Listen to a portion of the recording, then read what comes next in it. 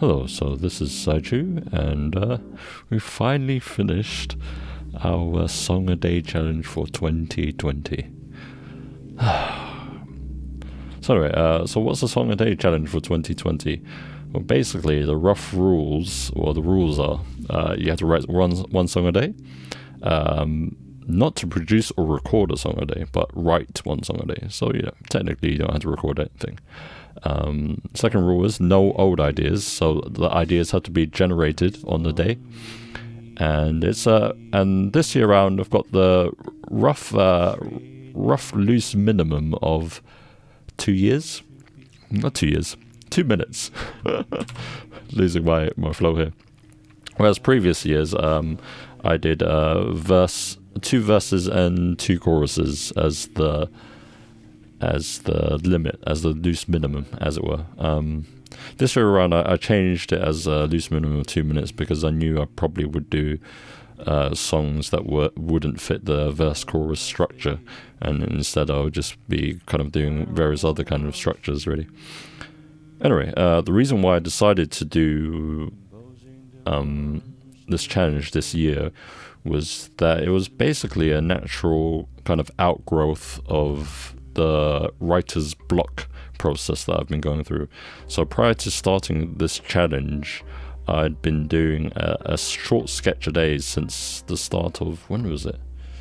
July or something? I'm not sure. But basically I ended up with 131 sketches. And I probably will talk about the actual whole process of that at some point. By the way, it's kind of outgrowth of that, and November was rolling by, and just kind of decided to take on the challenge. And the sketches, they primed me for this challenge, I guess. In terms of building my skill, workflow aspect, efficiency, skill building, stuff like this. So compared to other years I've done this challenge, because I've done this November challenge 3 times before, this one has a kind of a backdrop to it of this kind of skill building. Anyway, let's go into the stats of the songs. The shortest song was the 8th of November, so song number 8, which was 2 minutes and 1 second. The longest song was actually the day after, which was 4 minutes and 43 seconds. And the average length of songs was 3 minutes 12. I forgot to mention this, but I've actually written 31 songs instead of 30, because on the 21st day, I actually had an idea whilst in the shower, having completed the day's song. There was a catchy idea I needed to capture, so I ended up with 2 songs that day on the 21st. Another stat, the faster upbeat songs, we've got 12 out of 31, which is higher than I thought. 3 of those songs are kind of upbeat in the ways that they might have a slow section at first and a fast section towards the end or something. That was usually the pattern. So 12 out of 31 songs was upbeat, which is good, I guess. It's over a third, because normally I gravitate towards slower songs. Next stat, songs that have non-4/4 time signatures, 6 out of 31, which is pretty good. Well, it's not pretty good. It's okay. It's 4/4. I use 4/4 too much, as does everybody else. Songs that with slow starts into faster sections or clearly defined 2 sections. So yeah, there was a lot of songs that did not fit the mold of verse chorus, and I had about. But there were some that were kind of fitted into this kind of binary form, I guess, of a slow start and a faster ending. And so I had 9 of those songs. The happiest song was song number 5. Grieviest song, probably song number 7, amongst a few others as well. Pitchiest singing was song number 4. Songs without piano, 3 out of 31. So 27 of the songs had piano in it. So yeah, I think the overall song quality was better this time around. As it were, the average song quality was higher than previous challenges. But at the same time, I felt that this year around, it didn't hit the highs that I have done in the past for some past challenges. I felt like I've written better songs. And I was struggling to finish this challenge actually towards the end, because I think I've come down with some sort of illness and I'm not too sure what it is. So that made song number 27 a real struggle. Like, I just spent like 2 hours in front of the computer, just like getting absolutely nothing done basically. And yeah, that was such a slug. My favorite song is song number 7. I think we'll just skip to the end section, which I like the most. Come on, let's go! I'm gonna sing and scream and shout. I'm gonna get my yah-yahs out. I'm gonna grow and spring and sprout. I'm gonna grit and go all out. I'm gonna sing and scream and shout.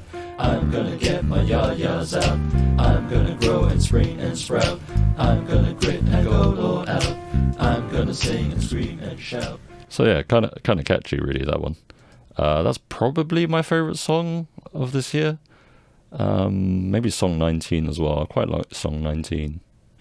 Never mind where I'm going, my pace is gently slowing, trying to keep disaster at bay,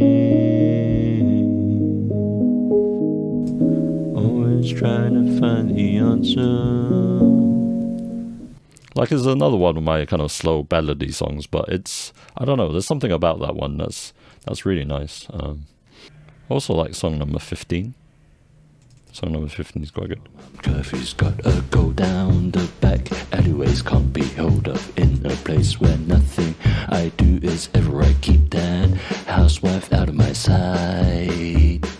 Give me all the abs if I wanna see the stars and moon and flounder. Put my arms around some floozies, grinding hips and bums and dance with them. Guess I'll take the chance with them, hoping they won't rub me blind. I like that I use my low register quite a lot in that one, and it's, different vocal textures and things. One more thing I do want to add is the kind of, what I really kind of struggled with, or as you write a song a day and you keep on doing this thing over and over again, like, certain things just kind of pop out to you. And one of those things was the kind of, when you're writing in a kind of a, as it were, pop music kind of style, where basically the music and the lyrics are kind of unrelated to each other. And so, with many of the songs, it felt like I could have written 1,000 other lyrics that could have fitted the melody. And there was no kind of real kind of, as it were, real kind of mesh between the music and lyrics. And there was just a lot of the time through most of the songs, there was that kind of this arbitrariness to the lyrics. Which is, I guess that's kind of pop music and that's kind of songs and stuff. But if it would make more sense, I think. It would, as a kind of integral product between music and words, if there was some kind of reflection in the music, with the words, like, if you've got like a sense of madness going on, can you make a kind of a musical kind of expression of that madness? If you've got tension happening, can you create some actual tension in the music to reflect that? And also, you can do the contrary, the whole film scoring thing, happy scene with menacing undertone music. I mean, it just felt like, a lot of the time is the lyrics were too arbitrary. And so, I kind of struggled with that really. But at the same time, like, when you have a deadline to write a song for the day, when you've got a deadline, you just got to meet that deadline.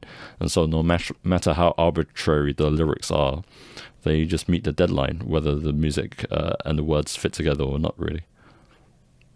So anyway, that's all I've got to say about this challenge for this year. Hope it was informative in some way.